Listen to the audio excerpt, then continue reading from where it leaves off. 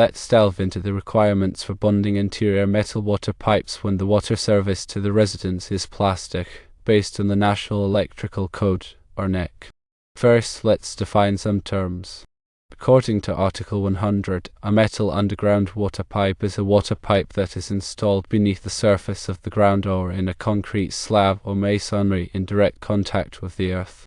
A metallic piping system is a piping system containing at least one metallic component, such as ferrous pipe, copper tubing, or galvanized steel tubing. Now let's look at Article 250, which covers grounding and bonding.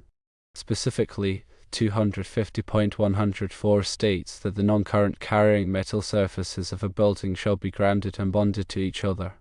250.104b specifies that the grounding electrode system outlined in 250.52 shall be used for this purpose. Furthermore, 250.64c5 addresses buildings supplied with water service through metal underground water pipe. It states that the interior metal water piping system, including the piping from the water heater, shall be bonded to the grounding electrode system at the water service entrance or within 5 feet of the point of entrance of the water service piping if accessible. However, in your specific case, the water service to the residence is plastic. Therefore, the interior metallic water piping system is not considered a metal underground water pipe as defined by the NEC.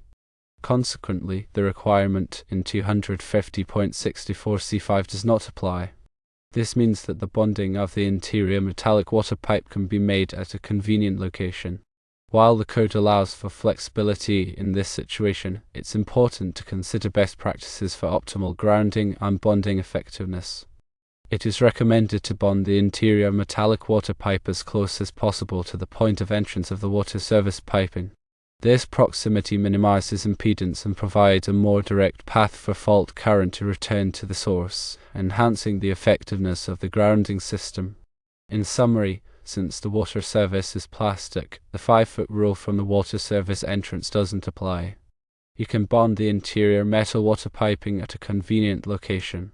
However, for the best possible grounding and bonding, aim to place the bonding connection as close as possible to where the water service enters the building. Let's clarify the purpose of bonding. Bonding is the practice of connecting all metallic parts that are likely to become energized during a fault to create a low impedance path for fault current. This low impedance path facilitates the operation of overcurrent protective devices such as circuit breakers or fuses, which quickly interrupt the circuit and minimize the risk of electric shock or fire. By bonding the interior metal water piping, you ensure that if a fault occurs on a circuit that comes into contact with the piping, the fault current will have a clear path back to the source, causing the circuit breaker to trip and to energize the circuit. Let's explore some factors to consider when choosing a convenient location for bonding. Firstly, accessibility is crucial.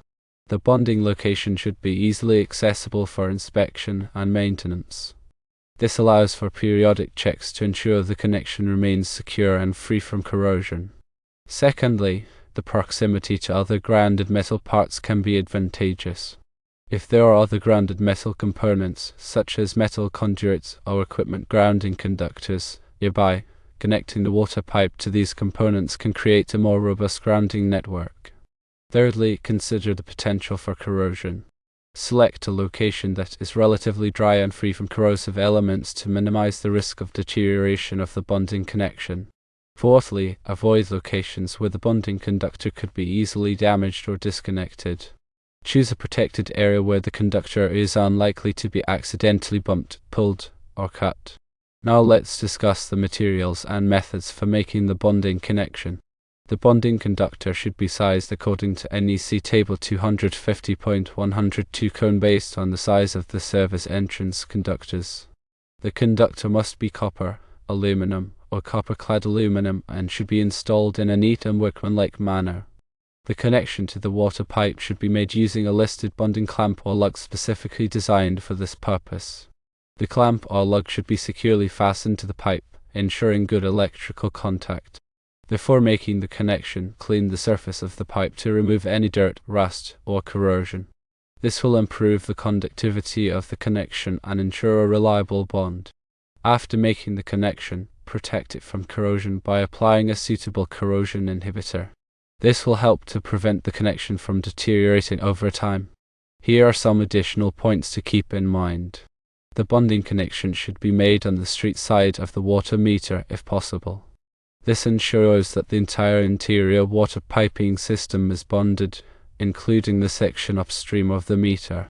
If the water meter is equipped with a dielectric union which insulates the two sections of pipe, a bonding jumper must be installed around the union to maintain electrical continuity. If the interior metal water piping system is interrupted by non-conductive materials such as plastic fittings or sections of plastic pipe, a bonding jumper must be installed across the interruption to ensure electrical continuity. This jumper should be sized according to NEC Table 250.102 cone and should be installed in a neat and workmanlike manner. Remember that the purpose of bonding is to create a low impedance path for fault current. Therefore, it is essential to use high-quality materials and proper installation techniques to ensure a reliable and effective bond. Improper bonding can compromise the safety of the electrical system and increase the risk of electric shock or fire. It's important to consult with a qualified electrician to ensure that the bonding is performed correctly and in accordance with the NEC. Additionally, it's important to understand the difference between grounding and bonding. Grounding is the connection of the electrical system to the earth, while bonding is the connection of non-current carrying metal parts to create a low impedance path for fault current. Both grounding and bonding are essential for electrical safety, but they serve different purposes. Grounding helps to stabilize the voltage of the electrical system and provides a path for lightning and other transient voltages to dissipate.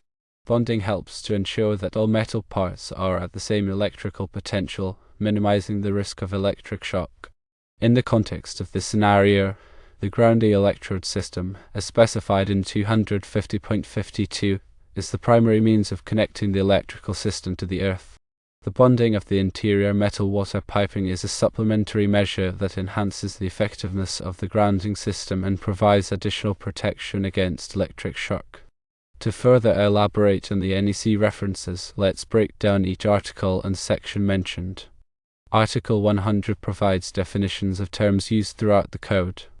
Understanding these definitions is crucial for interpreting the requirements correctly. In this case, the definitions of metal underground water pipe and metallic piping system are particularly relevant.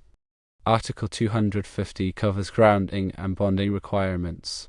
This is a comprehensive article that addresses various aspects of grounding and bonding, including the types of grounding electrodes, the sizing of grounding and bonding conductors, and the methods of making grounding and bonding connections. Section 250.104 requires the bonding of non-current carrying metal parts. This section is a general requirement that applies to all buildings and structures. Section 250.104b specifies that the grounding electrode system described in 250.52 shall be used for the purposes of bonding.